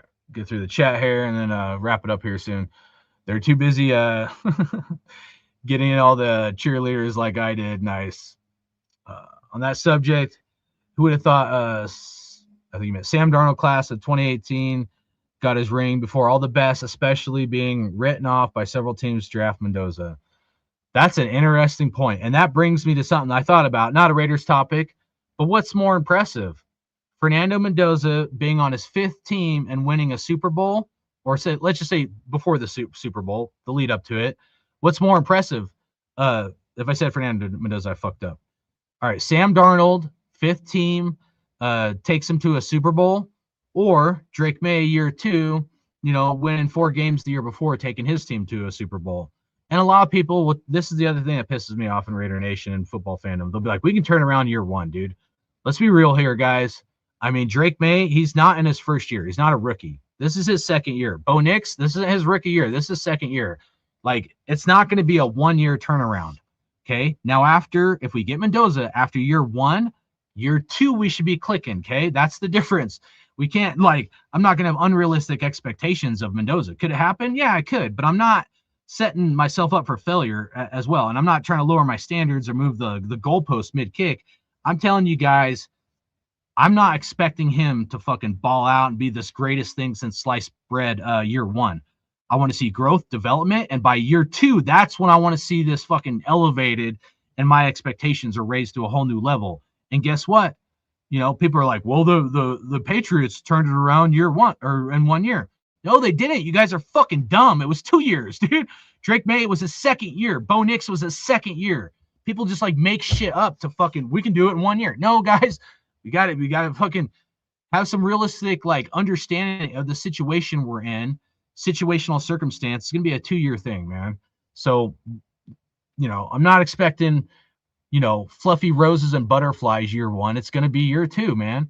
And I can live with that, guys. I can. Because I know if we get this thing right, which I think we will, by years 3 through 6, we're going to be a force to fucking reckon with, man. Mendoza's him. I'm telling you. He's got the real QB traits you want. You don't need to be Shedeur Sanders taking a 15-yard fucking sack, dude. You don't got to be taking a 15-yard sack because you're fucking dumb, making dumb decision-making, low football IQ, and you're trying to be too cute with the fucking football. That's how you lose football games for your team. You can do all the glamorous and the cool guy shit. If you make critical mistakes at the critical moments, you fucking destroy your chances from winning the game. Like I said, one of the most underrated traits from a quarterback in the NFL is how to not lose a game. We forget about that. And that's what Sam Darnold did. He didn't lose the game for his team. Not saying he was great. He didn't have to be. He just had to not lose the fucking game. Sometimes you got to go win the game. Sometimes you just got to not lose the game. James said, no on Lamar. Facts, bro. I don't want Lamar. I don't want somebody else's chopped up fucking leftovers, bro, and retreads. I really don't, man. The contract, I think it jumps up to $70 million or something, dude, plus the draft capital. No fucking thank you, man. We need to start our own thing. Baker Allen and the 2018 QBs got dunked on by Sammy D for real. Oh, that's a good point. Yeah, I forgot that Baker Mayfield and then Josh Allen were part of that draft class. That's funny, bro. Think of all. I was thinking about this as far as Niners and Kyle Shanahan. Think about this. The Seahawks and Sam Darnold won a Super Bowl before Kyle Shanahan with the Niners. Gang that, Tom Brady and your Niner gang. 2018 draft class had a lot of talented QBs that everyone thought would be by a Super Bowl by now. Facts. That's a good point, bro. That's a good point, man, for sure. So said no Tom Brady at the presser. I didn't see him there. Maybe he was in the background or something. But guys, I mean, we're talking about being realistic, man. I mean, we got to be realistic when you got Tom Brady doing this fucking, narration for Rise of the 49ers. You guys go watch it. It's free. Just look up 49ers documentary. You watch the first episode, you can watch Tom Brady drooling over the 49ers and how big of a 49ers fan he was and how it's the gang, Niner gang and all that shit. You guys think he's a Raider, dude. It's funny, bro. It's out of his word. Don't take my word for it, bro. It's out of his mouth. It's out of his fucking mouth that he's a Niner fan and shit, dude. You guys hate the Niners more. You guys wanted the Niners to beat the Chiefs in the Chiefs to beat the Niners in the Super Bowl. Think about that. You guys wanted the Chiefs to beat the Niners in the Super Bowl in our fucking house, and they planted a flag in our field. This is after they did Ring Around the Rosie on our field. You guys wanted the Niners to the Chiefs to beat the Niners, right? That's how much you guys hate the Niners. And the guy making the decision loves the Niners. So you guys that have this like Niner hatred, and I get it, the rivalry. I don't like the Niners either, but Chiefs are way up here for me versus the Niners, bro. I'm gonna keep it a buck with you. You guys hate the Niners that much, and you guys are all drooling over Brady. So let's see if you're drooling over his nuts after you go watch this documentary, and you see how much Brady's drooling over the Niners nuts. It's pretty comical. You might have a different opinion about Tom Brady after you watch that shit. Some of you guys need a good dose of reality of what the fuck is going on here. I'll just leave it at that. Try to be positive though. Try my best. Indiana has never been a good college team. They're arguably the hardest college conference. Facts. Mendoza went to University of Indiana. 1 year beat Penn State, Ohio State, Iowa, Oregon 2 times, Alabama, Miami, who has two first round DNs. Facts. I think your point is pretty much like, what more could he do? Like, what better competition could he go against in the fucking college ranks, bro? He went against the best of the best, man. So yeah, no, thanks for pointing that out. That's a great point. Appreciate you, bro. Frank, what up? Appreciate you guys. Let's see. Jakey broke Jacob's rookie season record with terrible situation. Imagine what he does in Kubiak's system. He did, but here's the thing. This is something I was thinking about. Which everybody's talking about, like, you know, like these players and like breaking records. I'm not saying this just because of Genty, but like I was thinking about like some of the guys that are like breaking other records in the NFL and stuff. I mean, how much? And I wanted to do a whole separate show on this, but I'll just mention it briefly. How much weight should we put in these records being broke? And are the records being watered down? You know what I mean? And I hate to say this because I like Genty and stuff. I want him to break records. I want him to do good. But we're in a 17-game season now, guys. We're no longer in a 16-game season. And before that, it was what, 14 games in a season? Like, so I'm going to do a video at some point. I want to break down maybe Marcus Allen and his rookie year and what records he broke, you know? And was that in a 14-game season or a 16-game season? You know, a lot of records are being broke really just because it's one more game. Like some of these records being broke, like look at Myles Garrett. Like, he broke the sack record. Yeah, he had one extra game to do it in versus, you know, Michael Strahan. So I don't know. Like, it's irritating to me because I look at some of these records being broke and I'm like, man, it's just not. It's watered down. It's not as good as it's a lot of fluff, you know? It's not that great. If you get another game, you know, versus the other guys, how great of a stat is it really? And I love Genty, and I'm not trying to take shots at you. I'm just saying, in general, like I'll see like NFL Network or maybe some of these guys, ESPN. Oh, this guy broke a record. Oh, it's so great. I mean, is it? Is it really? I mean, he's got an extra game to do it, dude. I mean, maybe it's not so great. You know, it's watered down. You know, it's a little soft. You know, we're giving kind of I feel like we're giving participation trophies. These guys were like, oh, he could break this guy's record. Yeah, you got an extra game to do it in. You better be able to break somebody's fucking record. You know, you got one more game to do it in. So I don't know. That's where I'm at with it. But with all records, not Genty, it's just in general, dude. The stats are being watered down because they have an extra game to do it in. So it's not an apples to apples comparison. It's apples to oranges, and we're sitting here acting like it's, and I'm not saying you, but I'm saying football fandom, we're acting like it's this great like thing that happened.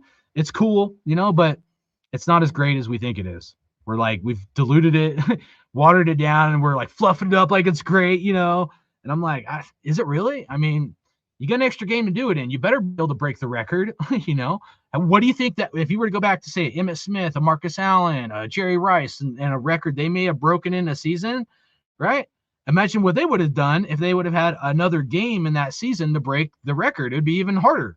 And then we'd be comparing apples and apples if it's 17 games to 17 games.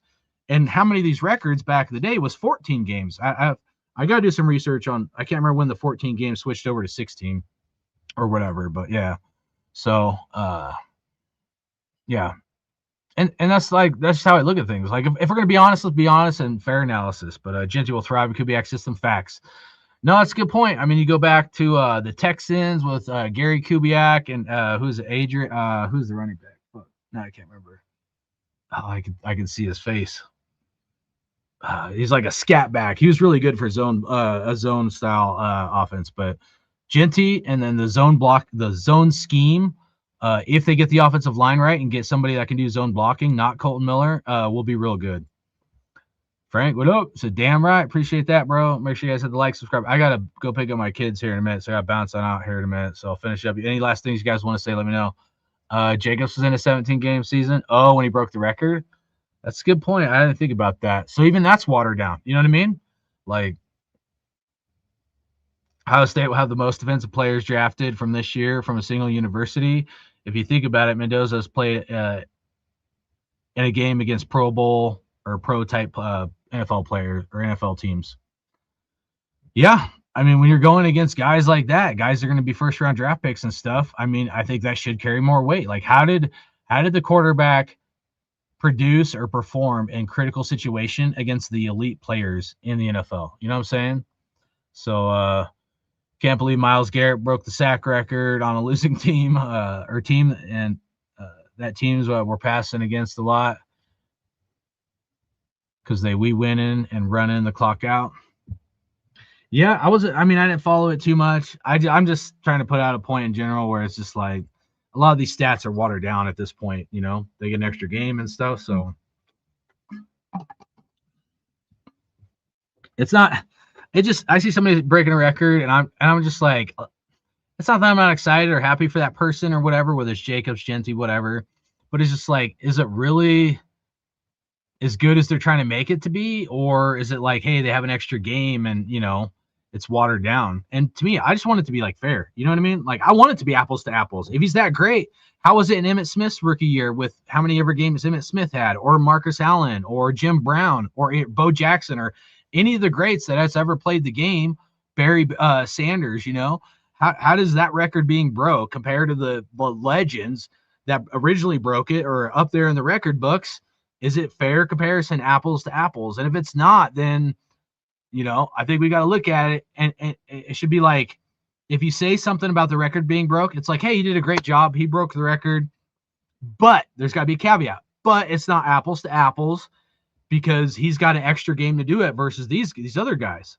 And so to me, like if I were to try to compare them, a 17-game season versus a 16-game season, I would take, say if it's a running back in the total rushing yards or something, that's like, it should be an easy one to kind of math out. Well, I would take the average of the original record owner of like 16 games.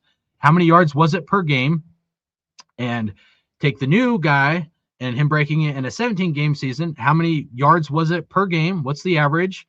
And then take both of those and multiply it by their respective games in a season. And let's see who wins, you know? So let's say, I don't know, like an easy number. Let's say it's 1,000 yards. I know guys obviously get more than 1,000 yards rushing, but let's just say it's 1,000-yard rusher, right? You do like 1,000 yards divided by 16 games, tell you how many average it, you know, per game. And then you take, you know, 1,000-yard rusher in a 17-game season and you divide it by 17 games. Guess what? If you were to take that average and then, you know, of the guy that did it in one less game, and now you multiply it by one extra game, meaning 17. So it's fair comparison. Guess what? The guy that got 1,000 yards in 16 games, now it's going to be like 1,100 yards, not just 1,000, you know? And so this is my whole like thing. If you break down the math and average yards per game or whatever the stat is, and then you add in an extra game, it's like, fuck, man. Like I doubt the record's even, maybe it's not even broke or something, you know? I mean, so it's funny they add these games and people get excited. I'm like, I don't know that it's that much great of a defeat, dude. You know, we've watered it down in the stats. It's not a fair comparison. It's just not, you know, and nobody will call it out. And I don't know why. And maybe I shouldn't get as fired up about it. I just want honesty, transparency, and people to like look at things in a manner where we're just like comparing shit the way it's supposed to be. Like to me, an NFL quarterback and evaluation, what are the QB traits you want in a quarterback? Okay. Where does athletic ability stand on there? And what should your priorities be? If you put athletic ability at 1 and then everything else below that, then yeah, you're going to want an Anthony Richardson. That's going to be a bust, you know? Now, if you're maybe a little more fair and you're like, hey, I want some of those other traits that QB should have, an athletic ability being like 4 or 5, that's an argument I think is like more of a fair argument. But that's not where we're at in most people's NFL fandom.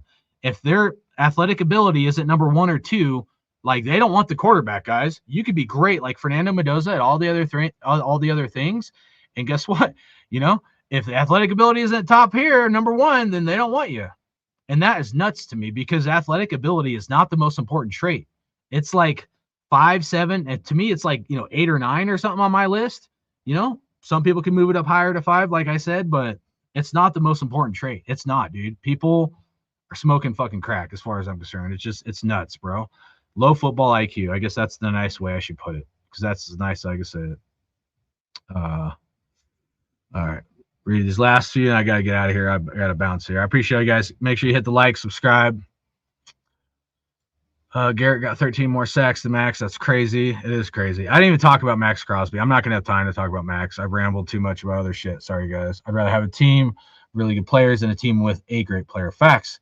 It takes a team to win, man. The best teams, dude, look at, as much as I hate the Patriots, look at the Patriots, dude. How many wide receivers would they have that were like nobodies, and they would turn them into be like pretty good, before Randy Moss. Don't count Randy Moss because I know Randy Moss was really good, but maybe not with the Raiders, but he was good, with the Patriots and the Vikings. But the Patriots somehow would always make average wide receivers look really good.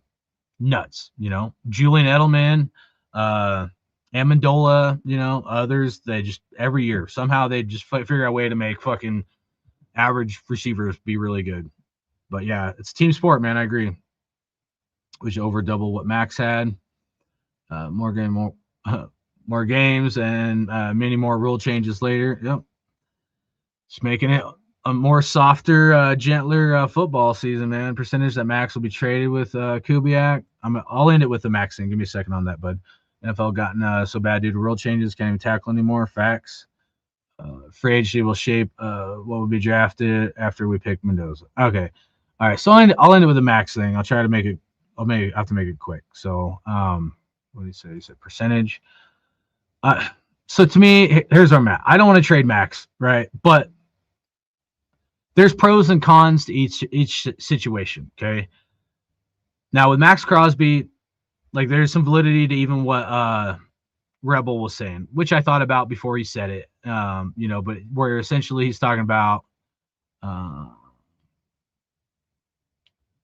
pull it up. All right, right here. All right, like Rebel said, Garrett had 13 more sacks than Max. That's crazy. Okay. So, we paid Max Crosby this big contract to be the guy. There's other factors, I think, why Max's like stats aren't as good as like a Myles Garrett. Part of it is the scheme. Okay. Pete Carroll came on and they're wanting to do more like, have Max go back in like coverage sometimes and do shit that Max Crosby should not be doing. Max Crosby should be rushing the quarterback like 24/7 and not dropping back in coverage and doing the dumb shit when Pete Carroll came over here and he switched Paul Gunther again. Patrick Graham's defensive scheme. So, and Paul Gunther did the same thing with Max, not doing the right scheme. So scheme is really important. And part of Max's deficiencies, I felt like, were because of the scheme and them not using him properly. But that doesn't excuse from some of the other things. Now, one, Myles Garrett has a much, much better D-line and defensive tackles than Max does. We should have been able to with Christian Wilkins or whatever, and that thing obviously didn't fucking work out, which is a whole nother show topic kind of thing. But, was there more talent on like a Browns, Myles Garrett defense than there was a Max Crosby? I would say yes. The flip side of that is like, we paid this dude a lot of money. I mean, we've paid him a lot of money. We paid him a lot of money this last, year. What was it, like 70 million guaranteed or something? Max, we made you the most like highest paid defensive fucking edge rusher in the NFL. And now all of a sudden, possibly you might win out. Like that part to me is pretty fucking crazy. If we were to trade him, anything less than 2 first-round picks is nuts to me. I wouldn't do it. I wouldn't even consider it without minimum 2 first-round picks. Would I like to get more if it was to happen? Yeah, absolutely. My thing is like there's several things within this, right? Max is, I think, was like 29 or something, getting up there in age. I forget exactly. I think it might be 29 years old. Like, you know, like I said before, I think the Raiders could be, you know, in playoff contention year 2 of Mendoza, and years 3 through 6, you know, making a strong like Super Bowl run. So if say Max, you know, 3 to 6 years from now, what age is he? He'd be like age 32, 33 up until like 36. I doubt he's going to want to play football until he's 36 years old. But, you know, if he stuck it out, he could be 32, 33, and we could have a real shot for him to win a Super Bowl with us. Now, does that work in his timeline of where he's at athletically and his body? Maybe he's going to start breaking down. He's been injured, you know, with the surgeries and stuff these last couple of years. So there's definitely something there. Max, not, you know, I don't know. This drama with Max, it does irritate me, but some of it is people just making shit up, okay? But there's one, I know I haven't exactly answered your question, but I'm getting to it, about the percentage that Max is traded. There's one key thing I'm going to tell you guys here about Max Crosby that I think all this is about, right? And I love Max Crosby. I mean, I was pissed off. Like, you guys want to be pissed off at Max? I was pissed off at Max when the Chiefs were going to a Super Bowl in our house, and Max played it off like it was no big deal. And Max is like, I'm going to go get a Super Bowl for the Raiders. Dude, you ain't done shit, bro. I mean, like, dude, you could be the first in the building and the last out. And let's be real about it, Max. Dude, you ain't done shit, man. And there's some validity to what the fuck, you know, some like Rebel Raider and Raider Ben are saying, dude. Like, you haven't been Defensive Player of the Year.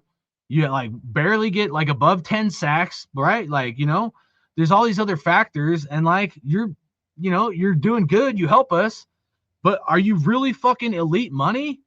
I mean, we paid you elite, and this is the part that pisses me off about the whole thing.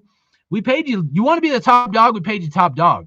You cashed the check, bro. You took the check from Las Vegas Raiders. You put in your bank 70 mil, and now you might want out. Now you might want out after you cashed your check. That's a bitch move, bro. You're a fucking bitch, man. If that's how you really feel and you're all up in your feelings, you're being a little bitch about it, well, then you can go fuck yourself, bro. If I pay you to do a fucking job and you ain't done the fucking job, like, we're fighting, bro. Like, we're fucking fighting, man. And Max Crosby, you got paid, bro. And now you're being a little bitch about shit.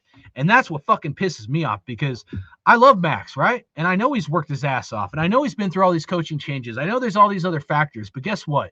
You signed the fucking check, bro. You agreed to something, and now you're reneging on your fucking agreement, bro. And you know how many of us in Raider Nation have dealt with motherfuckers like you? From the Randy Mosses to the Warren Sapps, the Richard Seymours, the Christian Wilkins. All these motherfuckers come over here and they do the same thing to us. So this ain't our first rodeo, bro. We will fucking cut bait with you and fucking kick rocks, eat shit, and fucking die slow. That's how you have to be being a Raider fan. This is the whole reason why Raider Nation has came up with the saying, nobody's bigger than the Shield. But it's all at the same time, you Raider fans out there, it's also a sorry-ass excuse. You know why it's sorry? Because we've had to have this excuse because of the failures of this organization and how we've paid people and they've came here and they just cash a check. Shout out to Geno Smith. It's your fault for that too, Geno. Go fuck yourself, you know? So that part's funny to me. But there's something in all this that nobody's talked about. Everybody in Raider Nation that's covered the Max Crosby drama and bullshit, Max won out. This report yesterday that, Max said he'll never play for the Raiders. You know, this guy's trying to say Max Crosby told Tom Brady he'll never suit up for the Raiders again. Where did this guy hear this? This guy came on the Raider Nation radio show and Q Myers, and guess what? It's speculation based off assumptions, off of other people's opinions. Speculation, assumptions, opinions. It's not from Max's mouth, right? Like, people are speculating off of assumptions from opinions. Think about that. And now we're calling it facts. That's funny to me. That's, as a football fan, like, if Myles Garrett, like, he was going out saying he wanted traded at Radio Row last year. Max didn't come out and say that. He didn't say he did or didn't. You know, and there's this thing where he's like, I get along with most people for the most part, you know, kind of thing. The key part, for the most part, in the Raiders organization. Was Max pissed? Yes. But there's one thing that nobody's talking about. Why was Max so upset he got sat down? Because he wanted to play? Or is there something more to it? Why was Max so pissed off he got sat down the last 2 games? There has to be a bigger reason within this. And you know what it probably is? Money, money, money. Money. Money, money, money. How much money did Max Crosby lose because he was sat down the last 2 games? Let's see the contract. Let's see how much money you lost, Max. Was it $1 million? Was it $2 million? Was it $5 million? Oh, you got the guaranteed money. Was there something in your contract that said you had to complete all 17 games to get a certain amount of money? Did Max Crosby get sat down and Raiders saved $5 million or $10 million? Anything above like $2 to $3 million, I would say, even $1 million, I'd say $1 million plus would probably piss me off if I was a player. If say I'm gonna make $2 or $3 million per game or something, or let alone $5 million or something crazy, yeah, I'd be pissed if I was sat down. That's a lot of fucking money, bro. You know what I mean? Not saying I agree with Max. Stop being a little bitch, man. We gave you $70 million. You know, if it's a fraction of what you fucking got, go fuck yourself, man. I mean, I'm tired of these motherfuckers that come over here and they get so fucking up. Like, this is the problem. This is the other problem with fucking football fandom, man. Everybody's about money, dude. They're like, oh, I want to be a Raider for life. Show me the money or they don't want to be here, man. It's all bullshit, bro. All these fake ass motherfuckers, the Christian Wilkins that come over here. Oh, yeah, I'll do this, I'll do that. Shut the fuck up and show me, bro. Or get the fuck out of here. So that's where I'm at with it. I want to know the facts, man. Like, I love Max to a certain degree, right? Like, but how much money did you lose, bro? That's something. Nope. Why has nobody talked about this, dude? Did you lose that much money the last 2 games to be a little bitch? I mean, fuck me, bro. It had to have been, I mean, like, we're not talking about a couple 100,000, right? It's got to be above like half a mil or $1 million plus. You know, if Max Crosby lost like $3 to $5 million, he's pissed off not because he didn't play. He's pissed off because of the money. That's why he's fucking mad, bro. He wants out because of the money. And that's fucking nuts to me, man. That's how all these like Madonna motherfuckers are, dude. Gino comes over here. He don't want to play unless we give him the money. Oh, don't be in someone's pocketbook. Don't be in their bag. Don't be a fucking idiot, bro. Don't be a fucking idiot. Cap that shit. Pay that motherfucker Geno Smith to come fucking flip off Raider Nation and suck fucking, good Lord, the most interceptions in the NFL. Like one of the most sacks, dude. This guy's supposed to be a mobile quarterback, and that's what you guys get. If you guys have a good enough football IQ and you look at the things I said to look for in a quarterback and you look at Geno Smith, they do not match up, bro. Geno Smith has like a couple of those traits, and then it's like, dude, and people will want him because they're like, oh, he's a mobile quarterback. So again, my question is this: how much money did you lose, Max? And let's be real. Let's be fucking honest, dude. Let's stop being a little bitch about shit. So do I want Max to be a Raider? I do. Do I want him to win a Super Bowl with us? I do. But at the same time, I'm also going to be real because some people like fucking, you know, there's something like to be said about like us and like what we've given you, okay? And my stance might be a little bit different than others, but what you've done for us, what have we done for you? What have we done for you, motherfucker? How about that? Oh, you didn't have no problem crying like a little bitch getting 70 mil. I mean, fuck me, bro. And now you get paid now. You don't want to be a Raider? I mean, fuck me, man. What the fuck is wrong with our fucking society?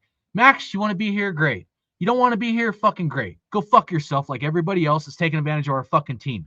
You want to be a Raider for life. You want to go win a Super Bowl with the Raiders like the Chiefs did. You didn't give a fuck they won a Super Bowl in our house. You didn't give a fuck they did it. You know, ring around the Rosie, the Chiefs. You didn't give a fuck when the Chiefs planted their flag in our field, but now you give a fuck. Either you want to be here, you want to be a Raider, or not. And in that case, I say, go fuck yourself. Anybody else, that's where I fucking stand. Because I'm tired of this fucking bullshit, man. All right, I'm getting out this motherfucker. I appreciate you guys. I got to fucking roll on out. Like this.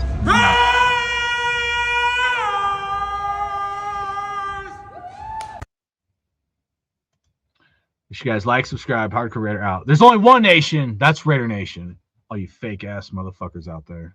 Hardcore Raider out.